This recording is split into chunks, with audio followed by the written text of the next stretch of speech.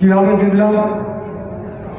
আমি বিশ্বনাথকে বললাম, তুমি এত ব্যয় করছো কাঁচা করলে, তারপর খবর কি প্রায় 1.5 কোটি তো হয়ে গেল, কত টাকা পাবে তুমি?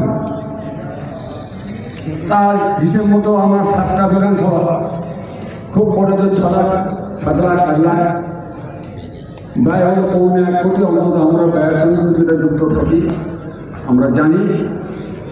আমাকে একদিন বলবো, তখন ভোটের 1 মাস আগে, দাদা তুমি একটা অটো গাড়ি নাও, কখনো পরের বাইক কিছু কিছু ঘুরবে। আমি কিন্তু তখন গাড়ি নিয়ে একটাই কারণে, আমি জানি যে টাকা যেভাবে ব্যয় করছে, 1-10 টাকাও কিন্তু এমপির কাছ থেকে পাবে। ঘটি বাড়ি বন্ধ হতে লেগে যাওয়ার পরে আমি যখন বিধানসভা ইলেকশন, যাদের হিংস্র উন্মত্ততা আমাদের 13 জনের প্রাণ কেড়ে নিয়েছিলেন, সেই দিন দাঁড়িয়ে তিনি একটা শপথ করেছিলেন মমতা ব্যানার্জি। সেই শপথটা কবি নজরুলের ভাষায় বলি, তিনি শপথ নিয়েছিলেন, আদিম হিংস্র মানবিকতার আমি যদি কেউ হই, স্বজন হারানো এই শ্মশানে তোদের চিতা আমি জ্বালবই জ্বালবই। সেইটার শুরু চিতা জ্বালানোর প্রতিজ্ঞা নিয়ে। কংগ্রেসের থেকে দেখেছিলেন এদের চিতা জ্বালানো যাবে না, তাই 1998 সালে তার নতুন দল গঠন। মনে তার সবসময় স্বপ্ন, চিতা আমি এদের জ্বালবো কিভাবে।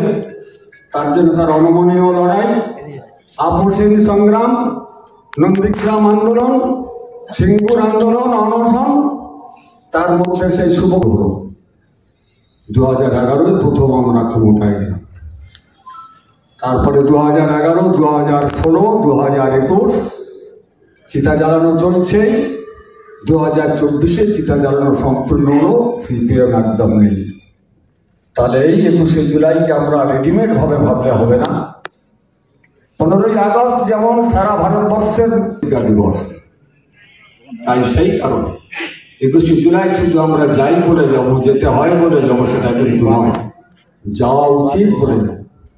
এই কারণে যাওয়া উচিত যে 13 জনের আত্মবলিদান ছিল বলে আমরা কিন্তু আজকের এই